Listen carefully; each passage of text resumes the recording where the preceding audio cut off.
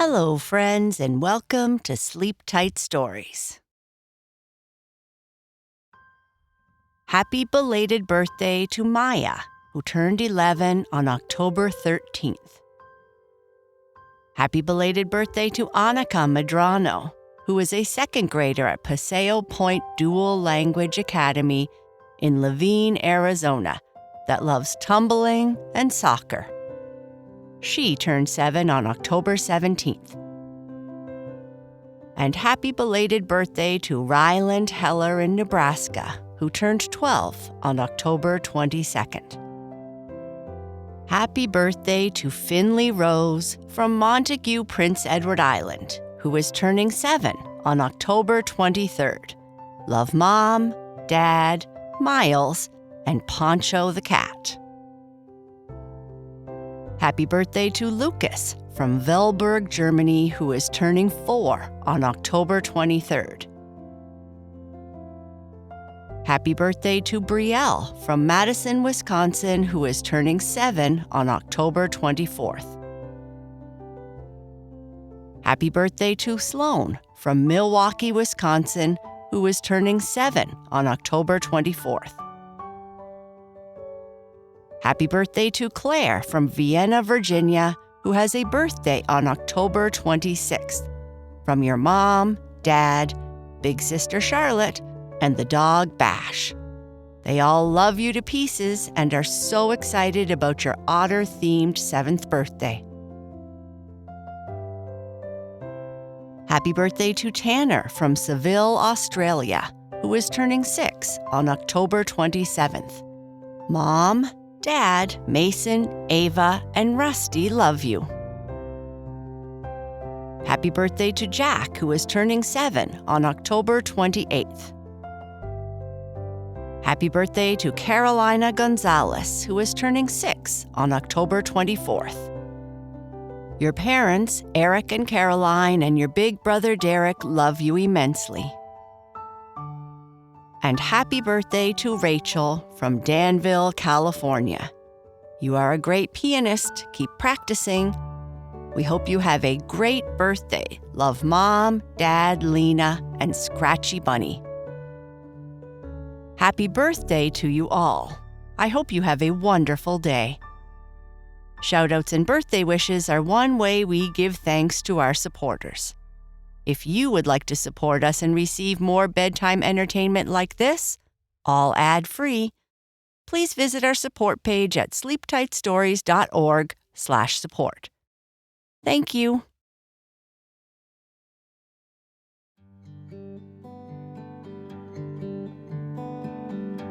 It was going to be a spooky day at school, and Bernice was super excited. The kids were dressing up and having a party. Bernice gets her costume finished and takes a picture with Cookie to show her friends.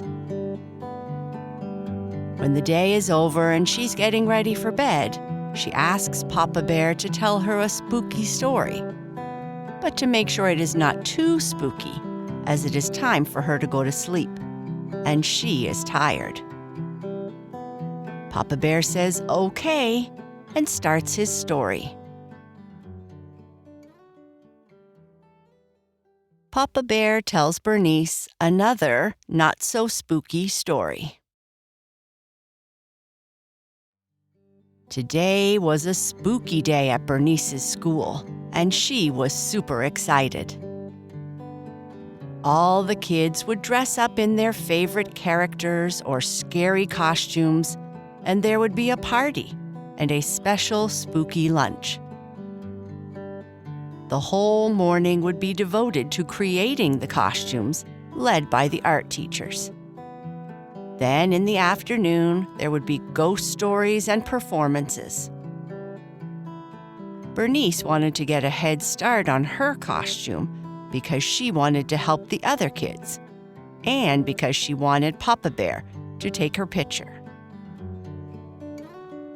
The most important part of her costume was going to be Cookie, her cat, and she wasn't old enough to come to school yet, so she wanted a picture to show Bobby and her friends.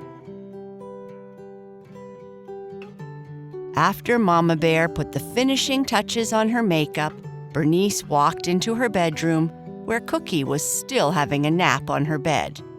But when she saw Bernice, she seemed a little bit scared. "Cookie, it's me. You don't need to be scared. I know I look super scary with this costume on, but even though I look different on the outside, I'm still me on the inside," Bernice said as she walked towards where Cookie was standing with her back arched up high. Cookie wasn't convinced until Bernice started scratching behind her ears. And then she wasn't scared anymore. "See, Cookie, it's me, your bestest friend. Who else knows how to rub your ears like I do?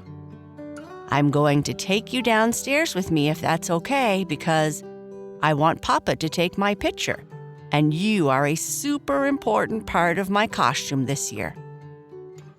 Cookie replied with a purr. Bernice picked up Cookie and silently and slowly walked down the stairs to the first floor of her house. She wanted to surprise Papa Bear.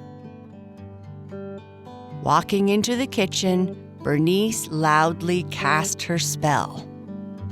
"Bubble, bubble, toy cauldron stir. Add a cookie crumb, hear the magic purr. Mysteries of the deep, feathers so light. Turn this moment into pure delight. Wiggly worms and cookies so neat. With our spell, they dance to a mystical beat. Whispers of the wind, shadows taking flight. Giggles and chuckles light up the night. Cookies that crunch, cookies that gleam. Sprinkle in magic to make dreams beam. By the power of the stars, twinkly and bright, may our magic moments shimmer with light." After twirling her magic wand, Bernice said, "I put a spell on you, Papa." "Wow, what happens now, spooky witch? Do I turn into a large pumpkin?" Papa Bear asked. "No, my spell book says that this spell means that the cookie jar will never be empty, and maybe that the smell of cookies will follow you wherever you go," Bernice said with a smile. "Phew, that's good news. I was worried for a moment. I thought I couldn't bake special spooky cookies today because I was a pumpkin," Papa Bear said with a laugh. "I would never cast a spell like that, Papa. Spooky cookies are too important," Bernice said, laughing. "Can you take my picture? I want to have a picture of my costume with Cookie. She is an important part of my costume, but she can't come to school with me today." "Sure. Mama Bear asked me to take your picture before she went for her run. Why don't you come into my study and stand in front of the bookcase? It will make it look like the witch is standing in front of her library full of magic spells." Bernice stood in front of the bookcase, petting Cookie, who had fallen asleep in her arms. "Your costume looks really great, Bernice," Papa Bear said as he took her picture. "Yeah, I think so. I made it all by myself, but with Mama's help, of course. She helped me sew and did my makeup. I'm still not an expert at doing those things." "Well, I think you did a super job," Papa Bear said as he took the final few pictures. "I made some honey cakes this morning for you. Why don't you have a seat while I put some on the table?" "Thank you, Papa." Joining Bernice at the table with his coffee, Papa Bear asked, "So, why did you change your mind about your costume, little bear? I seem to remember you talking about being a brontosaurus this year." "Yeah, that was Bobby's idea. He said he would dress as a T-Rex, and I could be the brontosaurus. Though it seemed like a fun idea, I kind of wanted to be the predator. Girls can be the predator too, right?" Girls can be anything they want to be, Papa Bear replied. Then I thought I would be a ghost like last year, but Cookie gave me a great idea. She's very creative. I thought I could be a good witch that casts silly spells and has a magic cat that can talk and cast spells too. That's a great idea, Little Bear and Cookie. Bobby liked the idea too, though he was a little disappointed. He said he was going to dress up as a warlock and come over here and cast a spell on you for extra cookies. But yesterday, he said he made a new costume with his mama, and you will never guess what he is going to be. You're right, I don't think I can guess, Papa Bear said, bracing himself for the silliness. He is getting dressed up as the poop emoji, Bernice said, laughing. He just has to finish some of the coloring during art class this morning. That Bobby. It's getting late, Little Bear. You need to finish your breakfast so that you can catch the bus to school. You wouldn't want to miss this special day. Yeah, it's going to be super fun, Bernice said as she stuffed a whole honey cake into her mouth, raced to the sink to wash her face and hands, and ran to the door to get dressed for outside. Ha ha ha, you certainly are an excited little spooky witch. Bernice couldn't answer because her mouth was still full and she had to put on her sneakers. The witch she was dressed as wore white sneakers with splatters of color paint on them. Bye, Papa. Bye, Cookie. My bus is here. That night, after eating far too many pumpkin-spiced cookies and a big dinner with lots of fresh vegetables, because Mama Bear said she needed to eat something healthy today. Bernice liked vegetables, but she preferred cookies, even though she knew they were just a treat. Bernice was spending extra time washing because she was covered in makeup, paint, and sticky stuff in her hair. You certainly had a great day, Little Bear. You were so excited when you got home, we hardly had time to talk. Yeah, it's sometimes hard to talk when you are excited and have a plate of super yummy cookies to eat. But we tried, Papa. Haha, yes, we did. Are you ready to get cozy in bed? I did my routine, Papa, but my stomach still feels a little bit giggly, so I think I will need a story. Bobby says he was going to stay up all night reading ghost stories or something.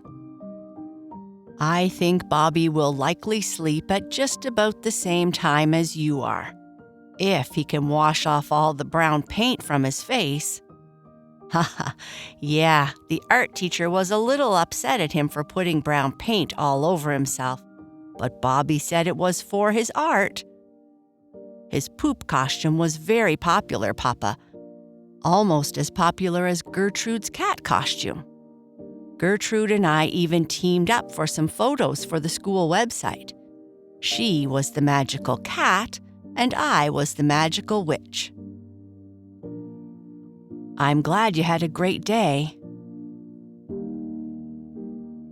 Can you tell me a story tonight, Papa? A Boo Boo and Kai Kai story? Well, we could try a spooky one. I don't know, Little Bear. Are you sure you want a spooky story before bed? You're right, Papa. Maybe just a tiny bit spooky and not super spooky. Okay. Are you comfy and warm? Yes, Papa. How about Twigga, Wolfie, and Madeline? Are they ready for a story too? I think they are. How about you, Cookie? Are you ready for a story too? Cookie was already asleep beside Bernice and all her other friends.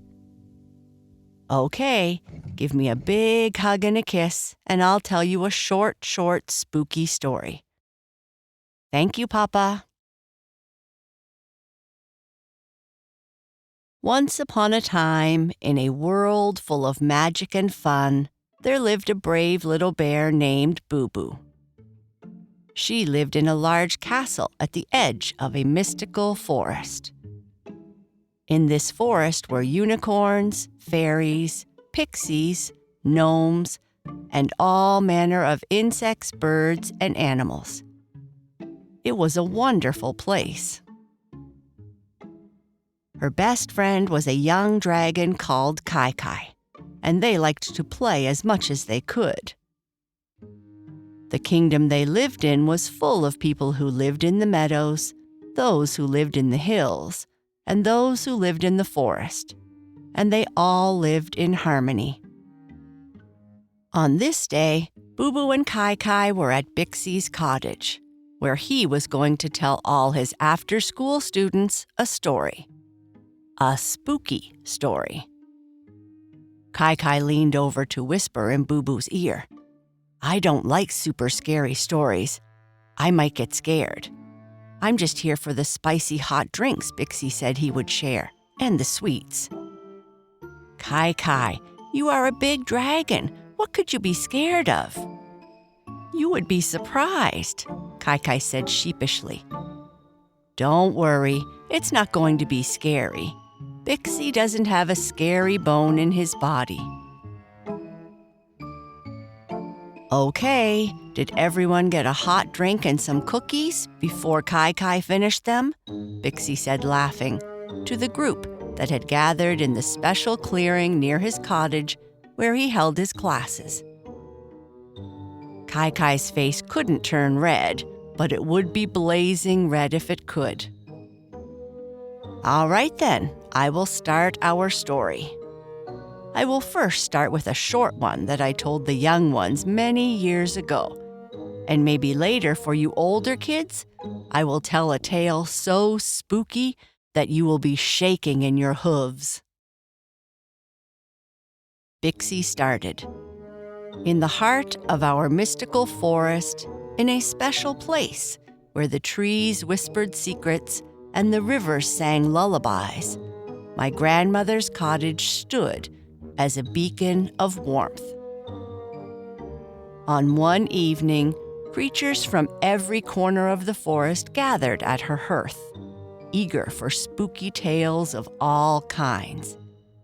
It was a collaborative story time, with everybody contributing a tale or two. Some were super scary, some were heartwarming, and some were just plain spooky. But each of these eerie tales always ended with the spooky echo of a loud, ghostly, and scary boo. Madrigal, a unicorn with blue stripes and a silver mane, listened in wonder. But beneath that wonder was a little bit of envy. "I wish I could be as scary as these stories," he whispered. Madrigal might not have been the fastest unicorn in the forest, but he had a great imagination. Everyone liked him because of this, and because he was so kind. Lyra, overhearing Madrigal's whisper, said, "Why not give it a try, Maddie?" Encouraged by the idea, Madrigal made a quick decision and announced for all to hear, "I shall host a moonlit spooky party, and there I'll unveil my most ghostly self." Everyone was excited because they felt that Madrigal's ideas were usually fun, and if there was a party, there would be many treats to eat. And all of the creatures of the mystic forest liked treats. In the days that followed, Madrigal's friends helped him as much as they could. He wanted to do more than just prepare a story. He wanted to look the part, too.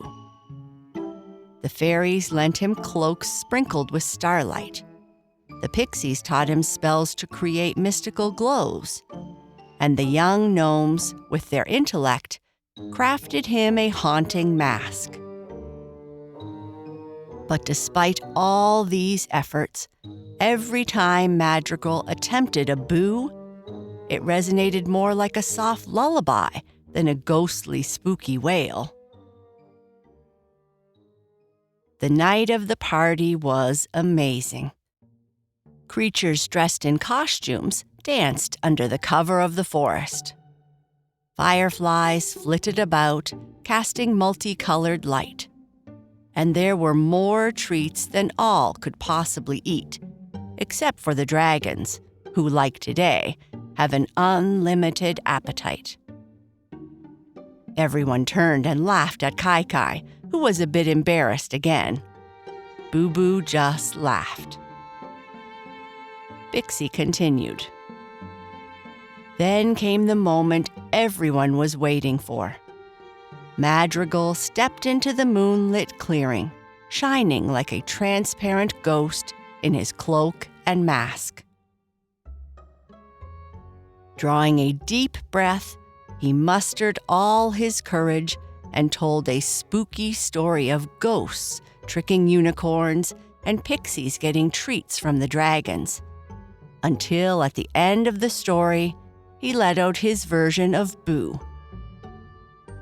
Instead of a haunting sound, the forest was filled with a beautiful melody that made the pixie magic blink and the chocolate trees sway in a gentle rhythm. For a moment, there was silence. Then, a wave of giggles could be heard in the crowd.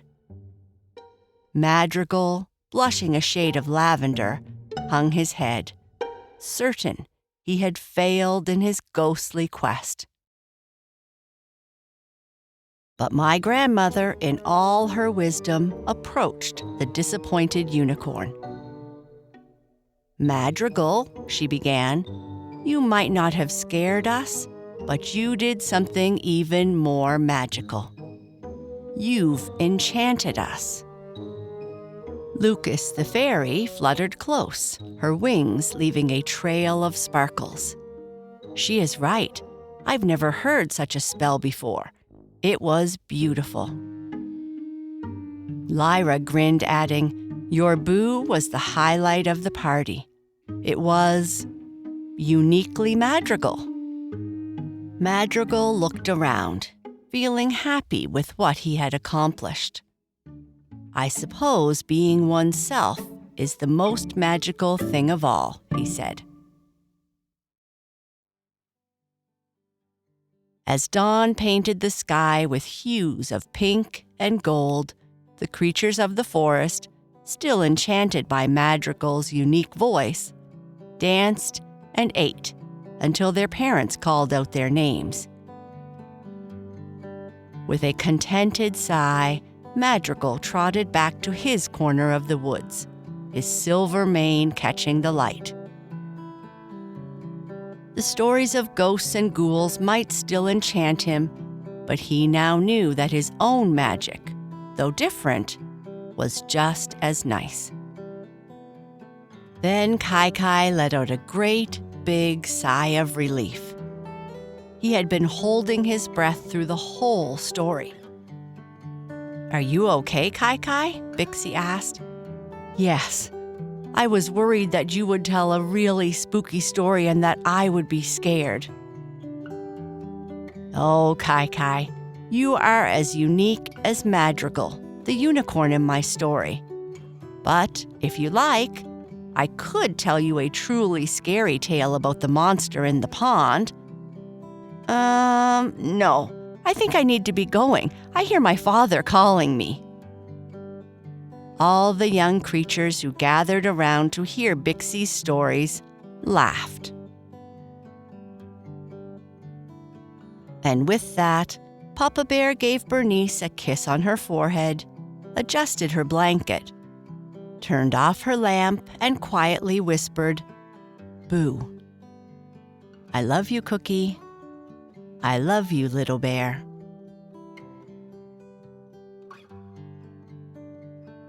And that is the end of our story. Good night. Sleep tight.